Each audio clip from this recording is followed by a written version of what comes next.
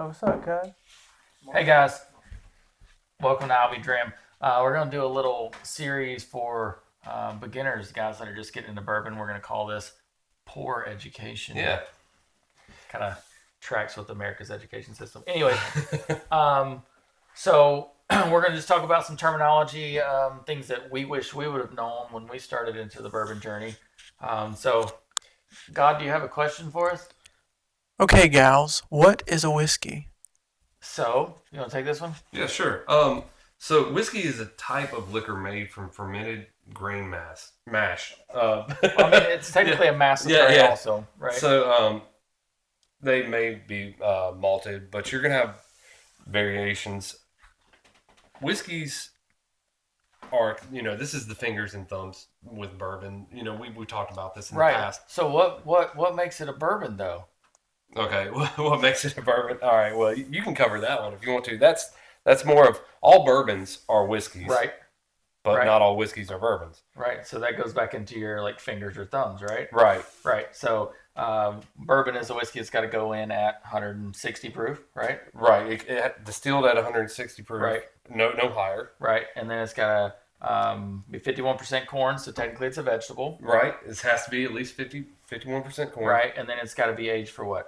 How many? 2 years?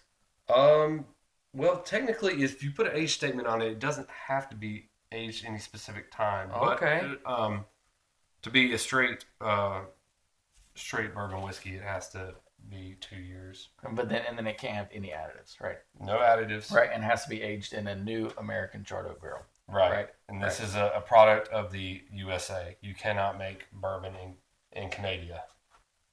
Is that the continental USA? Can we make bourbon in Hawaii? I believe so. What about Alaska? Yeah, I think so. But not Canada. Not Canadian. Cool. Cool. Some other stuff that we have kind of lists of things that people ask us, and so what does it mean to nose a bourbon or whiskey? Yeah, so essentially when we're talking about nosing, you're just smelling. You're trying to get what aromas, what scents.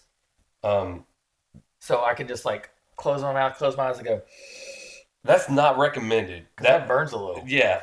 So a good technique that we like to recommend is to open your mouth slightly and breathe in basically through your nose and mouth at the same time with your nose inside the lip of the glass. Right. You're gonna kind of take a little bit of a breath, come back, see what you pick up. A lot of different whiskeys and liquors will have specific flavor profiles or nosing profile. Right. Yeah. Bourbon is sort of famous for having caramels and vanillas. Sure. So most people know what like high proof is, but how does that relate to some are in actual proof and some are in ABV or alcohol by volume? So essentially anything that's 80 proof is 40%. So right, so you can take the ABV and double it and essentially get the proof. Exactly. Right. Exactly. I know that's something that's kind of confusing for people Right. when they're trying to get into this. You start watching YouTube videos and they start throwing out things like, proof and ABV and nosing and this and all that. But it's really not all that confusing. It's just a couple little terminology things that you may not be familiar with. But so bourbon or whiskey has to be at least what, 80 proof? Yes. Bourbon needs to be 80 Bourbon proof. it needs to be 80 Needs proof. to be 80 Right. proof. So what happens if it's like, I don't know, 145 proof? Then you move into what is called hazmat, hazardous material. So anything over 70% ABV or 140 proof. Right. So you can't fly with those actually, technically. Oh, but they'll make you fly. Yeah. Remember back in the day, the old Bacardi 151? Yeah. Yeah. So is that technically hazmat? Yeah, it's hazmat. Yeah. That is rum. Oof. Yeah. That's a lot. So what else do we have on our list here? We could talk about small batches. We see that a lot, right? That's something that's just you grab a bottle of something. I don't know if we have any small batch stuff behind us here. There's one right there. Here's a famous small batch. Yep. Famous small batch, right? Right Full of there. trays. So essentially small batch is barrels blended together to make whatever blend that distillery wants to make or whatever taste profile that distillery is looking for. The problem is there's no actual industry definition of Right, what quantifies right. a small batch. It So basically can be from like two to hundreds. right. They're trying to create like with a brand like Buffalo Trace or you get Wild Turkey or whatever. They want you to if you go to pick up a bottle in Tennessee or you go 2 years later and pick up a bottle in California, for that to still taste the The same. same product, You right? know, So the big creators of the small batch though were Booker's, right? Booker's is like the So famous one. That's and the difference with Booker's and their small batches is they're all technically, I guess they're considered batch proof, right? Or barrel proofed. right. Well, I guess it'd be batch proof. Yeah, So they don't proof theirs down. Where these guys, when they do a small batch and they blend all these barrels together, they do water it down to proof it down to 90 proof for Buffalo Trace Yeah. specifically. and you touched on something right there. Barrel proof or batch Barrel proof. proof. So when you talk about barrel proof or cask strength, those are going to be synonyms there. You're talking about the whiskey or the liquor coming out of the cask or barrel undiluted, no water down, just at the proof that it comes out at. Yep. So some of the famous ones I think people see all the time are E.H. Taylor barrel proof, right? Right. That's a good one. And those can come out pretty hot sometimes. Oh, for sure. You know, Stag comes Yeah. out at what 125s to 135s, I think. Yeah. This seems pretty hot. So a couple things that are really famous right now are blendings, right? So essentially, people take different mash bills from different barrels and they blend them together to create their own product or to create a product that they love. It doesn't always necessarily mean different distilleries, though. Sometimes people blend within their own distillery and make some of their more famous stuff. I think Nancy Fraley was one of the big kind of headway for blending, right? Like, Yeah. A couple of the distilleries that And she that- was a distiller at. That's something that's common across basically all whiskeys. Like you see a lot of that kind of stuff. You'll see scotches blended, but those are all going to be like single malts, Right. Right. But like these cigar blends now, right? Those are taken off, and the one we did from Still Austin, that was a few of their different own bourbons that they blended together to create that cigar blend. Yeah, Yeah. right. What was the other one I said? Finishing was the other big one, right? Yeah, So we've done several videos on Penelope. Their finished products are really good. And essentially, that's where you take that product, that mash bill that you've aged or whatever, and then you put it in some other kind of barrel. right. So you're taking technically what, and Penelope is doing is they're taking what is usually a bourbon, already aged and matured, in a new charred oak barrel. Then they're taking and putting it in a secondary barrel, which maybe it had a wine or a tequila or something in it previously that's been dumped, and then they're letting it set in that for a secondary aging process, usually much shorter. A lot of times, initial aging in the new charred oak is going to be like 6 years, something like that. This might be 6 months or a year or something like that. And it's going to impart some of those flavor profiles from the product that was in that finishing barrel to kind of give a unique little twist on a standard bourbon.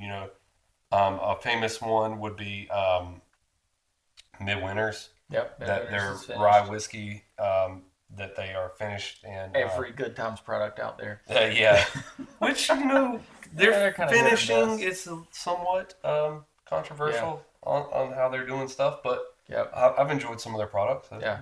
One other thing, single barrels, right? Yeah. That's a big thing. So you walk in the store, you see all this stuff on the shelf. So what does it mean to necessarily be a single barrel? Right. So when you talk about a single barrel, we're talking about one specific barrel or cask, and it's all the contents of that one barrel. So they're not blending anything. This is everything from that one barrel. So store picks, those are all going to be single barrel almost always. Sometimes you will get a blend occasionally, but 99.99% of the time you're talking about a single barrel. So if it's a single barrel, does that mean it's barrel proof? Usually they are, but you can get a single barrel that has been cut down. Yes. Blanton's One of is a these? famous one. Blanton's Yeah. always comes in at 93 proof. They are the probably most famous single barrel. I think they say that they are the original. Yes, they are. LRT Lee says otherwise. Well, the same company. What do you want? So yeah, most of the time, if you see like a store pick or whatever, it's going to be at barrel proof, but not always. Right.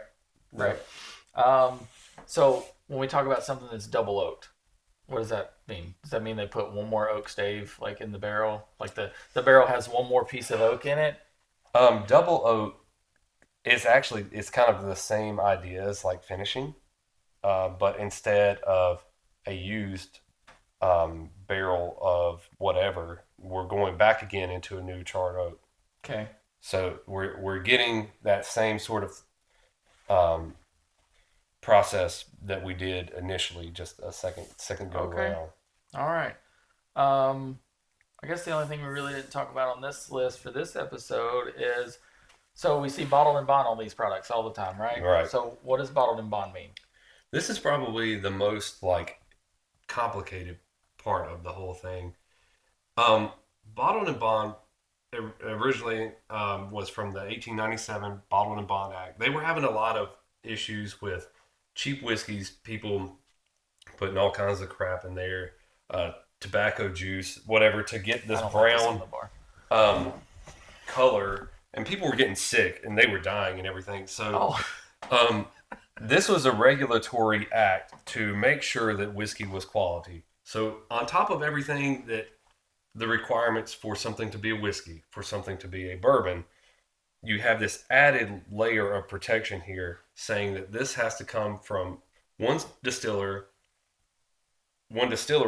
in the same distilling season at 100 proof, aged in a federally bonded warehouse for 4 years at least. okay. So you're almost guaranteed a pretty quality product, just because simply they have to use decent ingredients, and you're getting at least One of the most famous bottled and bond products, Mellocorn. It is interesting though. Bottled and Bond does offer quite the variety. You have this $15 gem here, And then you have the $150 or whatever Old Fitz Bottled and Bond, which they're basically the same. yeah. Yeah. Well, I think that was a good start to some education here. Hopefully, you guys learned something. I know this is stuff that, like we talked about, we were looking for in our bourbon journey when we started. So make sure you tune in. We'll have more episodes to come. This is our first episode of Poor Decisions. It's poor education.